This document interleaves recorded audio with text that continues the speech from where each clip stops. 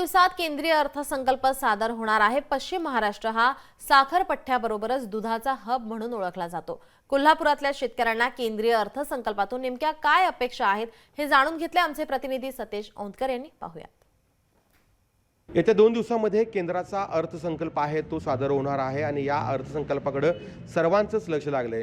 विशेषतः कोल्हापूर जिल्ह्यातल्या शेतकऱ्यांचं लक्ष लागलंय, कारण त्यांच्या अनेक मागण्या ज्या आहेत त्या केंद्र सरकारकडे आहेत आणि त्याच मागण्या जाणून घेण्यासाठी आज आपण आलो आहोत या सगळ्या शेतकऱ्यांच्याकडे। काय नेमकी या सगळ्या अर्थसंकल्पामध्ये तुमची मागणी आहे? माझी सरकारला विनंती आहे, गेले 7 महिने झाले गाईच्या दुधाला पूर्ण विराम मिळालेला म्हणायला हरकत नाही, जेणेकरून जे दूध दर ढासळल्यात या दूध दर ढासळल्यामुळं शेतकऱ्यांनी त्याचा पूर्णपणे कुठल्याही प्रकारचा त्यासनी आजपर्यंत फायदा न झाल्यामुळं मला सरकारला एवढी विनंती आहे, जी दुधाची कपात सरकारने 4 रुपयाने 3 रुपये केल्या, ही कपात तुर्तास थांबवून शेणे गाईच्या दुधाला कमीत कमी 42 रुपये हमी भाव देणे गरजेचं आहे। शेतकरी एक आशेव जगला आहे की उद्या दर वाढेल, परवा दर वाढेल, ह्या आशेव शेतकरी धंदा करत आहे।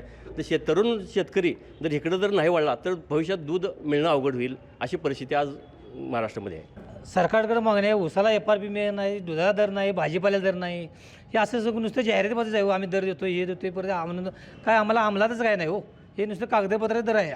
हे दर कुणी आम्हाला दिलेलं नाही, काय नाही, आम्ही भांडतोय कोणाला सरकार दुधाला दर वाढवा, उसाला FRP रात दिवस आम्ही शेतकरी रातभर राबायचं आणि काहीच नाही मोबाईल आमच्या पदार्थ काय नाही, हे सरकारनं आमची दखल घ्यावी।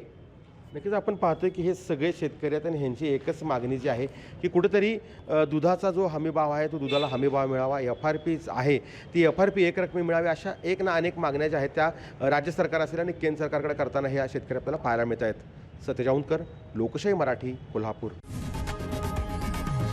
लोकशाही मराठी, ऐका, पहा, जागरूक रहा।